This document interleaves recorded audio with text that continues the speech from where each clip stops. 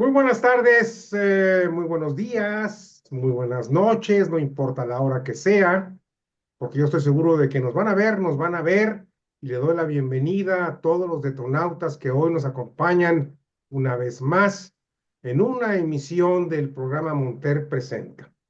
El día de hoy tenemos a nuestro buen amigo Fernando Turner, empresario de Nuevo León, y también con tentáculos, con presencia en varios países del mundo. Inclusive, eh, debo decirles algo que a mí me enorgullece. Cuando empieza la guerra en Ucrania, Fernando tiene una planta allá en Polonia, cerca de la frontera con Ucrania, y su gerente, su director de la planta allá en esta población que no recuerdo ahorita, decide, apoyado por Fernando, por sus hijos y el consejo, apoyar a los ucranianos que estaban huyendo, porque dentro de su planta tenían a muchos ucranianos y sus familias vivían allá. Total, fue una tragedia. Bueno, yo tuve la oportunidad de apoyar esa causa, haciendo transmisiones y pues motivando a la gente que apoyara para ayudar a esa gente que estaba pues cayendo en una desgracia que por cierto todavía la estamos viviendo. Así que con esta pequeña introducción así melodramática, te damos la bienvenida, Fernando. Muchas gracias, Raúl. Gusto saludarte. Igualmente. Oye, Fernando, con todo este tema de los aranceles y de la guerra comercial que de alguna forma ya se ha desatado, eh, eh, iniciada por el presidente Donald Trump, y que por supuesto nos está afectando a México y a Canadá, en este caso, por la cuestión del TEMEC, que tenemos un acuerdo comercial en Norteamérica. Pero Trump no se ha dedicado solamente a estos, a Canadá y a México, sino le ha encantado de enviar misiles a todos lados del mundo. El que asome un poquito de pelo en la cabeza también le avienta un misil. Pero bueno, lo que nos importa a nosotros en este momento, pues es nuestro país, evidentemente. De acuerdo a mi experiencia, Fernando, y estoy seguro que vas a coincidir, cuando hay crisis, también hay áreas de oportunidad. O sea, no solamente tenemos que atender la crisis, tenemos que hacer estrategias para ver cómo lo resolvemos, pero evidentemente también hay áreas de oportunidad. Y voy a hacer una pequeña introducción para que tú puedas entrarle y explicarnos, porque además Fernando Turner es presidente fundador de la Asociación Nacional de Empresarios Independientes. Esta asociación tiene sede aquí en Monterrey, Nuevo León, pero también tiene ya una presencia en muchas partes de la República. Bueno, una vez dicho esto, debo decirles que la NEI, y sobre todo Fernando, es un impulsor, es un promotor que tiene la certeza, la seguridad de que hay que impulsar las pymes y las MIPYMES también, por supuesto. El entorno económico en México no lo ha obstaculizado de alguna forma, no se ha cristalizado todos estos proyectos de apoyar a las pymes. ¿Por qué? Pues ya sabemos, porque la burocracia camina muy lento, no hay a veces interés, y la verdad es que México ha perdido la oportunidad de impulsar a las MIPYMES y a las pymes. Como un dato nada más así general, los mayores creadores de fuentes de trabajo son las pymes, de entrada, a pesar de todos los obstáculos que hay. Entonces, ¿qué es lo que necesitamos en México? Pues necesitamos una nueva política económica para realmente impulsar a las pymes y no estar dependiendo nada más de que las empresas grandotas o transnacionales sean las que estén generando la riqueza en México, sino también a las pymes. Hay un mercado enorme en México que pudiera ser eh, eh, pues un realmente un área de oportunidad, pero para ello se requieren muchas cosas. Platícanos, ¿tú qué opinas de esta posibilidad de aprovechar esta crisis que estamos viviendo para diseñar una nueva política económica en nuestro país? No, Raúl, efectivamente las crisis presentan riesgos y también oportunidades.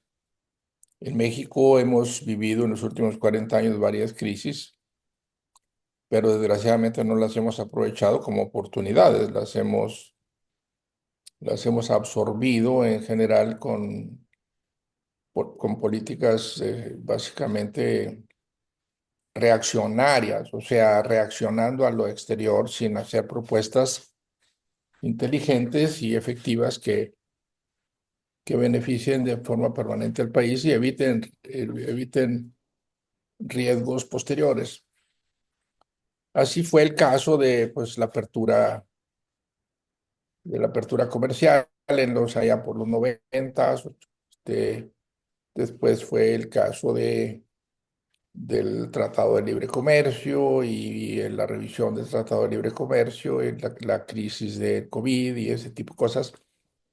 Y ninguna de esas ha hecho cambiar radicalmente las equivocadas políticas económicas que tiene este país.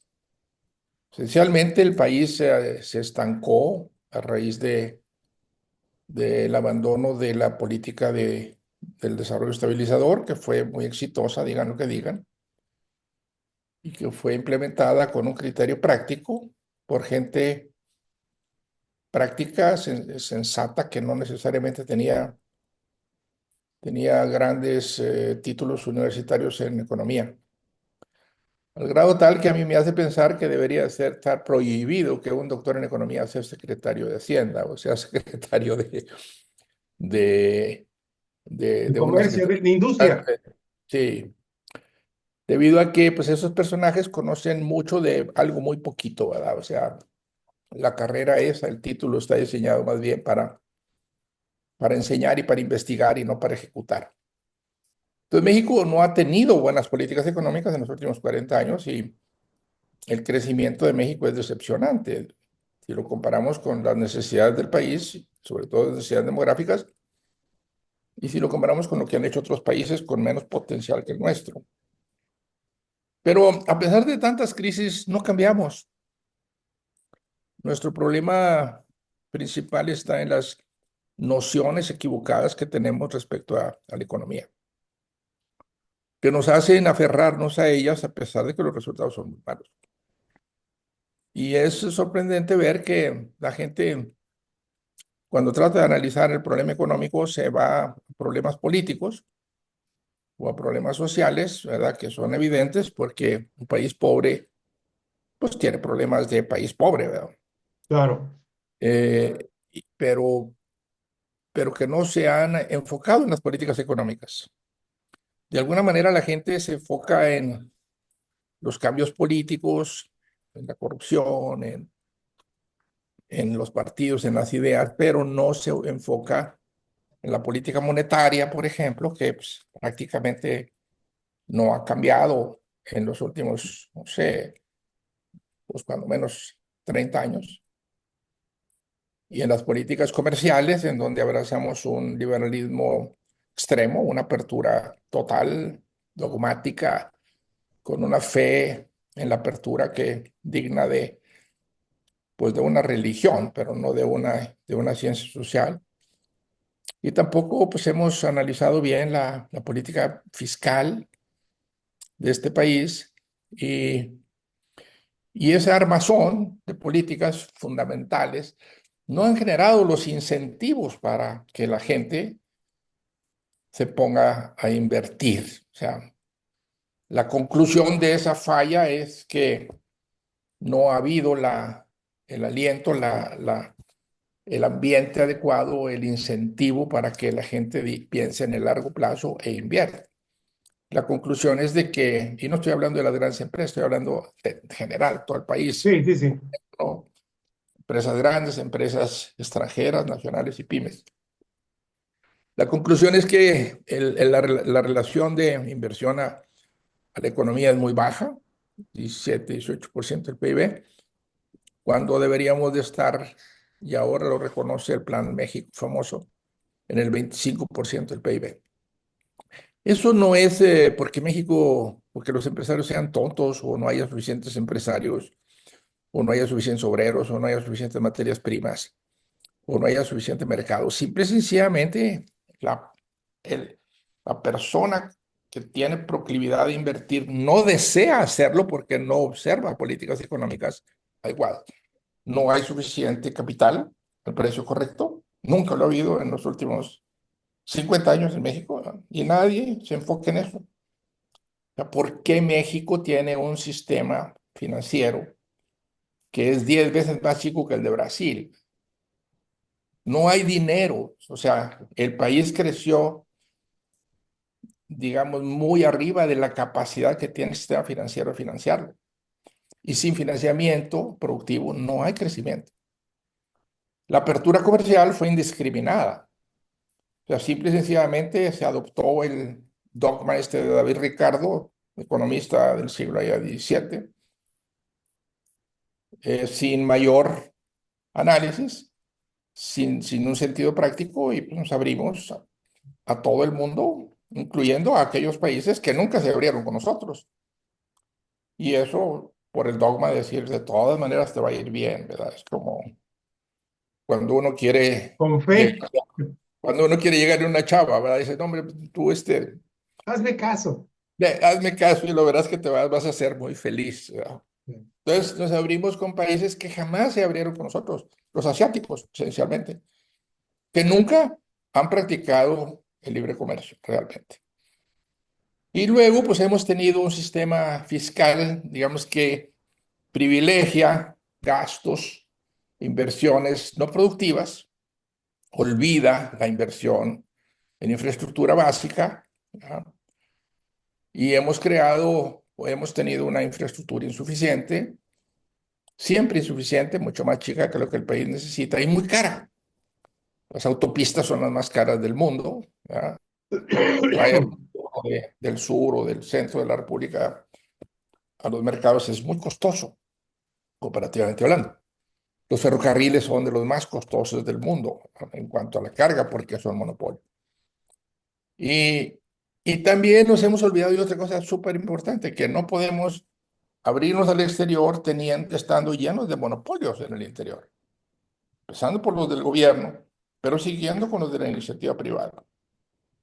Entonces, ese conjunto de políticas hace que las personas que tienen capacidad de invertir decidan no hacerlo. Pero la decisión es racional, no es irracional. O sea, al final de cuentas, un empresario que tome decisiones irracionales y pierda su capital, le está haciendo un daño al país, puesto que ese capital de alguna de otra manera es un capital de la sociedad. Tú no te vas a lanzar con la bandera nacional a invertir, digamos, cuando estás viendo que hay una apertura indiscriminada con países que practican dumping o que tienen monedas muy subvaluadas y que aquí, entre otras cosas, por la política monetaria y fiscal monetaria, tenemos un tipo de cambio excesivamente sobrevaluado. Ya es imposible competir. Entonces, la economía, dice un autor del MIT, que escribió un gran libro que dice En busca de de la elusiva prosperidad, la economía es un incentivo. Lo que nosotros estamos viviendo de país es el resultado de los incentivos que esas políticas generaron en la sociedad, sobre todo en la sociedad productiva. Entonces, esencialmente, este es el momento, y como otros ha habido, en revisar esas cuatro cosas. ¿Por qué en México estamos llenos de monopolios y por qué no se terminan? Y oligopolios. ¿Por qué el sistema financiero es un sistema financiero digno de, no sé, de Zambia o de Uganda o de Tanzania o algún país así, y no de México? Es extremadamente pequeño. ¿Por qué? ¿Y qué debemos de hacer para crecer? ¿Por qué tenemos una apertura comercial indiscriminada? ¿Por qué tenemos tasas de interés permanentemente altas que hacen que el peso la moneda nuestra se sea sobrevaluada y un peso sobrevaluado es veneno para la competitividad de un país. ¿Por qué tenemos eso y por qué lo apoyamos? ¿Y por qué las élites mexicanas empresariales y tecnocráticas siguen apoyando esas medidas después de un enorme fracaso de 40 años, en donde no hemos sabido construir el país que requiere la sociedad mexicana? Este es el momento, sí. ¿Se está aprovechando? No. Seguimos con las mismas vaciladas, ¿verdad? Manifestaciones en el Zócalo, proclamas patrioteras, conseguimos prórroga, acciones condicionadas por la presión del exterior de corto plazo para pasar la emergencia, para que, como decía el gato pardo, hay que cambiar para que todo siga igual. Sí, Y eso es México. Es increíble. Yo fundé la NEI hace 20 años con el objetivo de dinamizar el crecimiento económico de este país. Porque después de estar una estancia en Harvard estudiando desarrollo económico, ya maduro, después de crear una empresa, de que esta empresa se convirtió en una empresa multinacional global, familiar, eh, dije, pues, lo que han hecho los países asiáticos, claro que lo podemos hacer nosotros. Y claro que tenemos el mismo éxito, pero nos hemos negado a hacerlo, primero por el dogma tecnocrático. En la época de los tecnócratas era pecado hablar de una administración del tipo de cambio, por decir algo, o de una expansión del sistema financiero, porque la idea era evitar riesgos en el sistema financiero, o de tener tasas de interés competitivas, porque entonces, entre comillas, se iba a generar inflación. Inflación que nunca se ha sí, realmente demostrado que está si la ligada. causalidad de la inflación, ¿verdad?, es el exceso de circulante. De hecho, en México nadie mide la cantidad de circulante que hay. No sé si tú habrás visto alguna medida de decir, oye, ¿cuánto ha aumentado el circulante en los últimos No, 10 años? Pues no. Pregúntele al chat GPT y te va a decir esencialmente que la cantidad de dinero de circulación en los últimos 10, 15 años es la misma en relación con la economía. O sea, no hay un exceso. Entonces, no hemos, ¿por qué hemos abrazado ideas equivocadas? ¿Por qué esa renuencia a cambiar? ¿Por qué ese conservadurismo de la cabeza de México, los políticos, las organizaciones empresariales populares, los tecnócratas? Yo, la verdad, no lo entiendo. Creo yo que la respuesta es una respuesta que hacía un ínclito maestro de economía de la Universidad de Nuevo León, que le preguntaron al maestro, no me recuerdo el nombre ahorita, decía, maestro, ¿por qué cree usted que México no avanza? Y se quedó pensando, y dijo, pues yo creo que no avanzamos porque los mexicanos somos estructuralmente pentontos. ah, Y pues esa es la única explicación que tengo. O sea, en mis andanzas, que ya son muchas, yo voy a China y veo obreros chinos, comparo con los obreros mexicanos.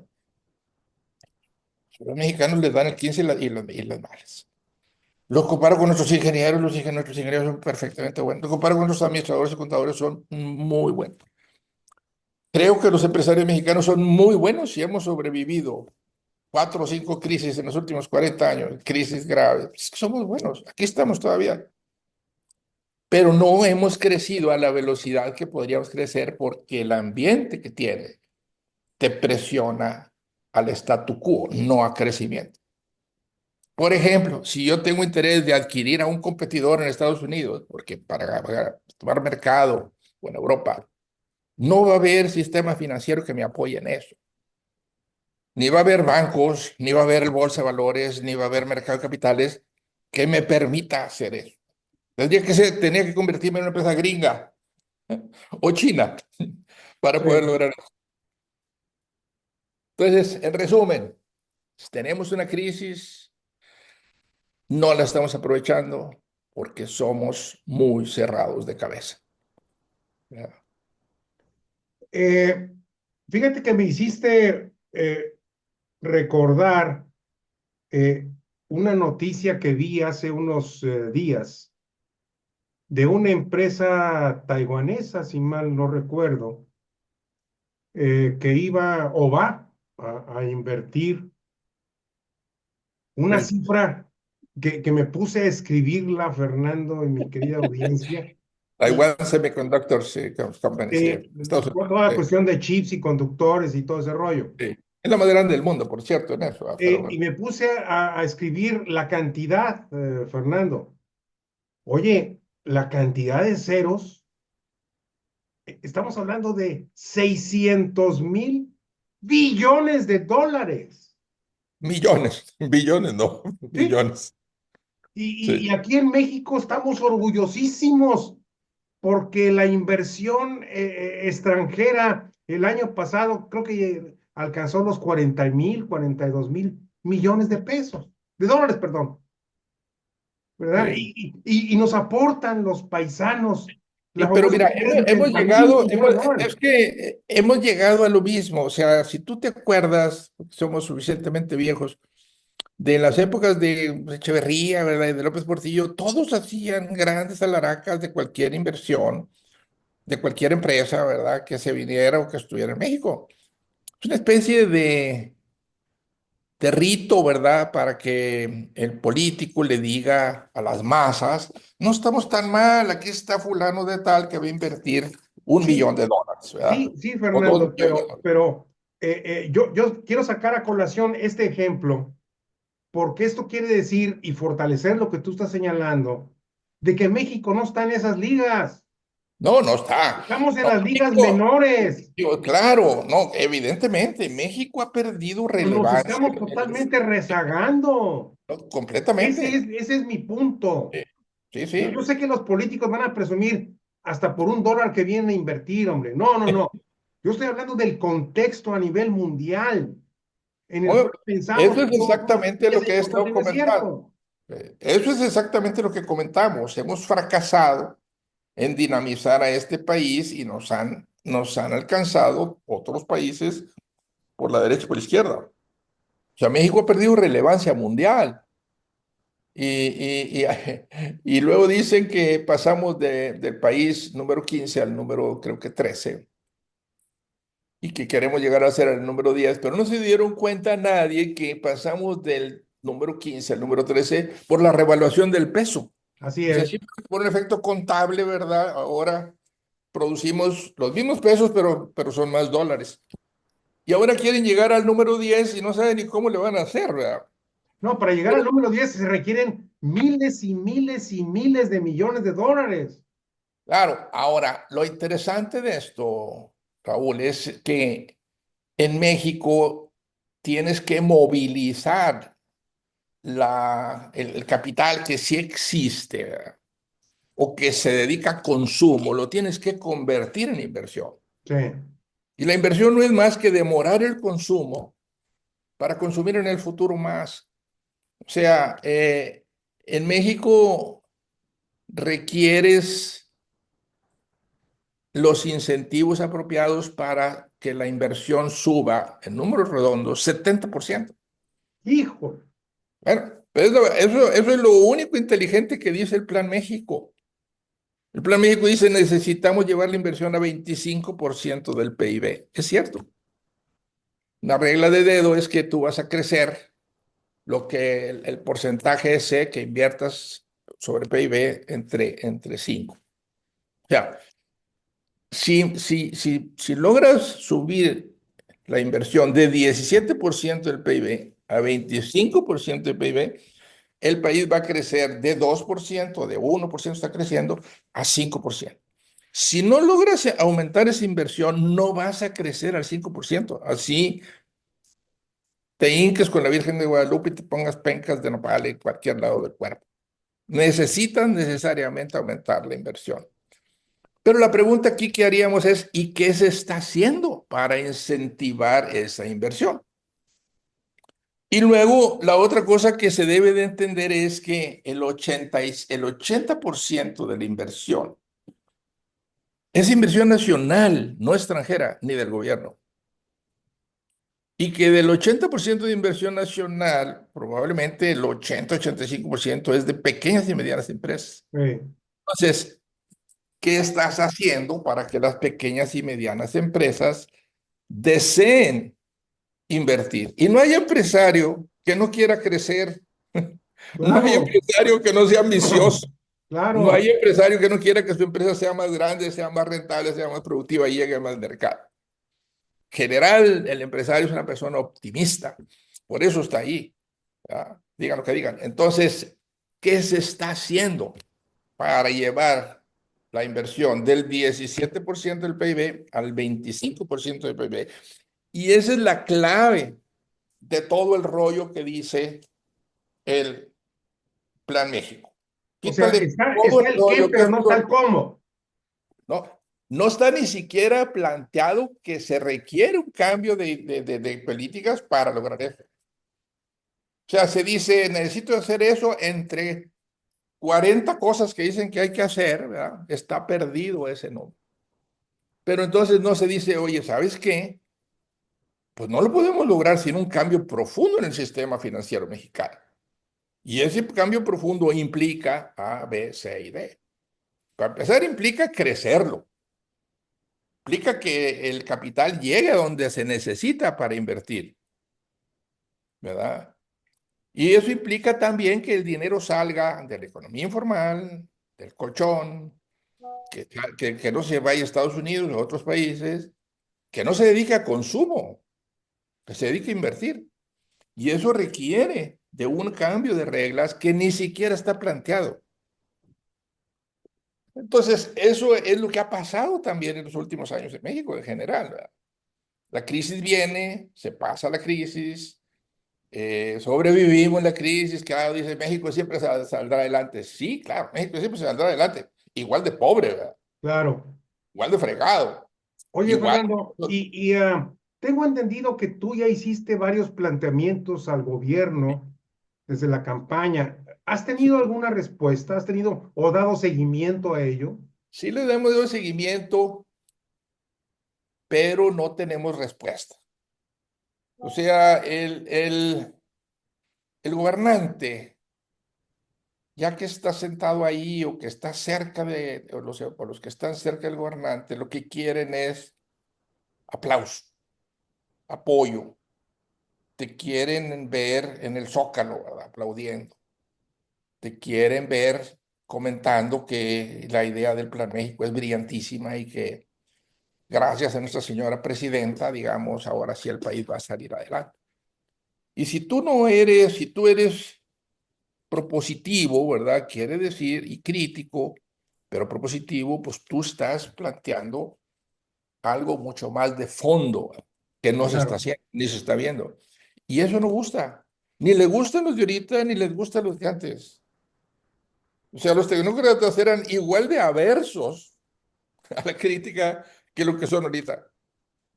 Quizá más, porque antes se sentían iluminados y conocían perfectamente la economía que no la conocían, y estos se sienten menos, menos seguros de lo que saben de economía, pero les interesa que no haya críticas a su actuación política.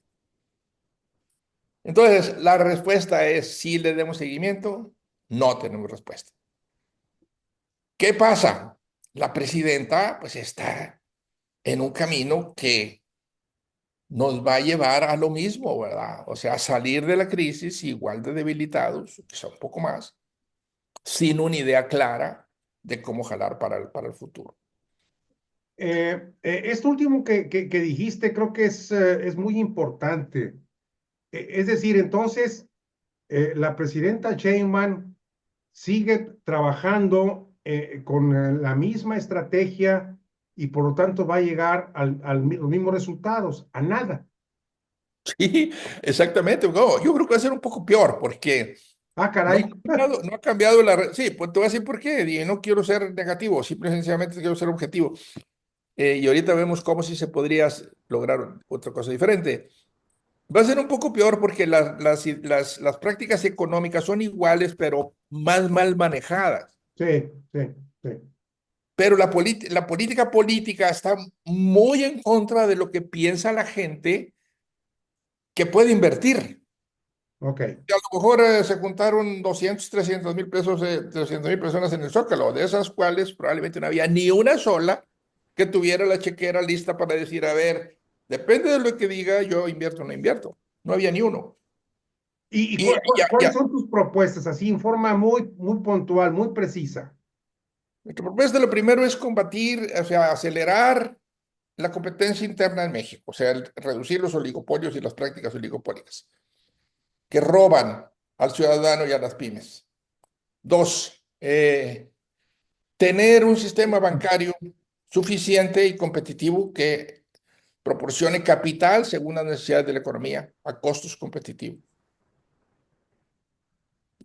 Tercero, apoyar a las pymes con un programa que se llama Small Business Administration, que es el que está en Estados Unidos desde hace más de 50 años y que ha sido copiada por 20 a 30 países.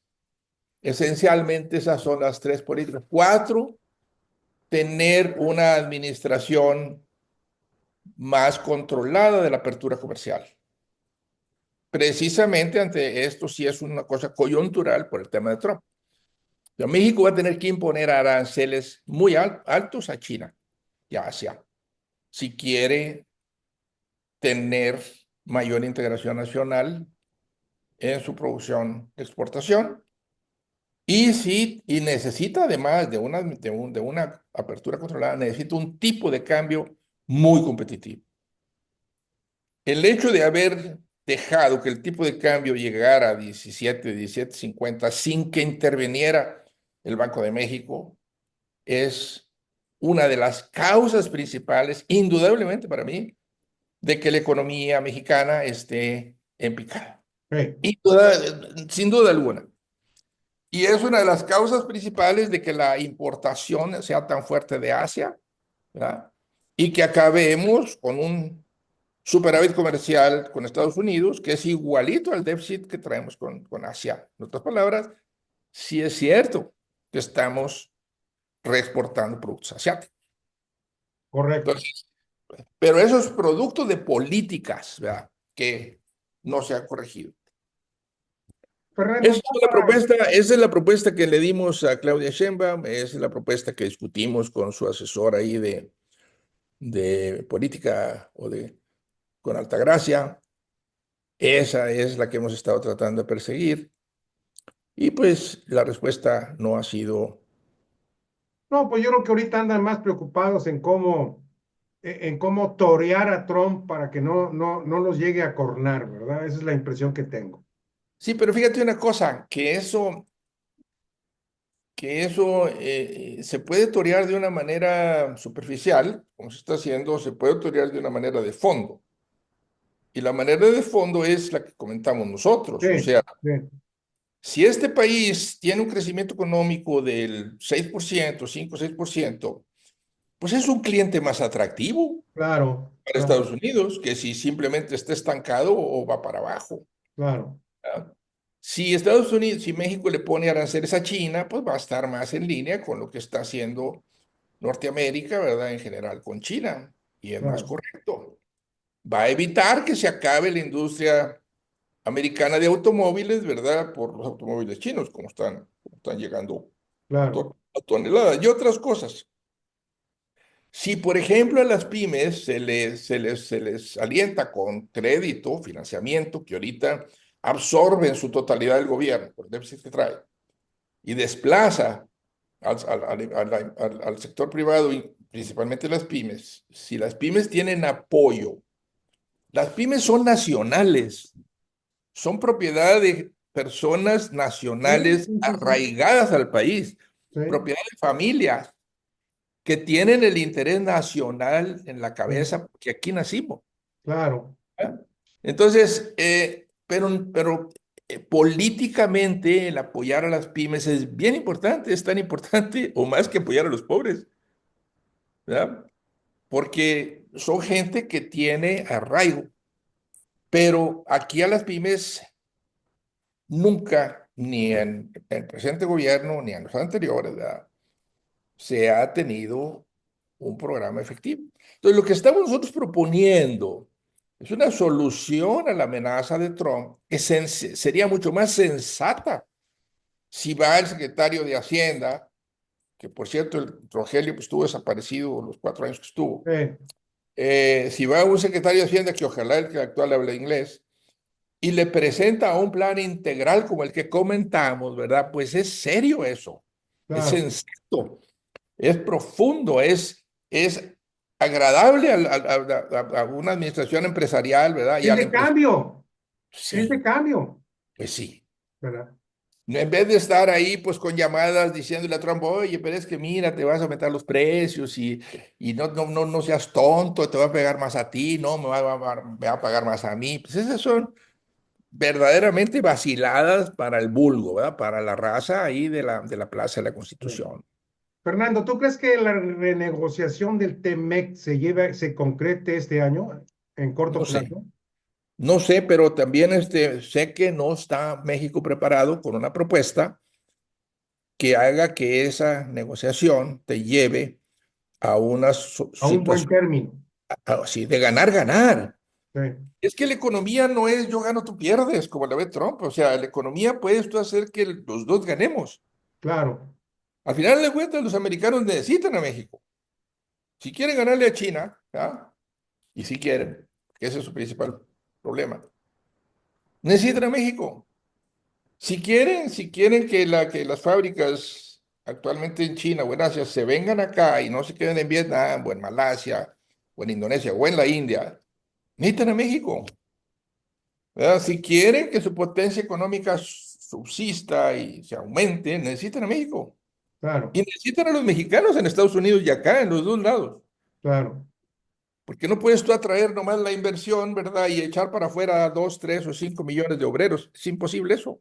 claro, Aunque ofrezcas lo que ofrezcas, las fábricas americanas no van a tener con qué, no vas a tener con qué estafiarlas, no vas a tener gente. claro, Ya no hay gente ahorita. O sea, si ahorita nosotros tenemos una planta en Michigan, conseguir un soldador, conseguir a personas que trabajen en el piso de la fábrica, es un verdadero problema. No hay gente. Bueno, claro. entonces, los Estados Unidos necesitan a México. México necesita a Estados Unidos. Podemos ganar los dos, pero eso requiere una propuesta proactiva y eso no lo veo. Sí. Muy bien, mi querido Fernando. Menos lo veo con las cúpulas empresariales, ¿verdad? Sentadas ahí en No, el Zócalo, ¿ya? no, no, no, no. Entonces dices tú, oye, pues No, no vale ni la pena comentar, sí, ¿verdad?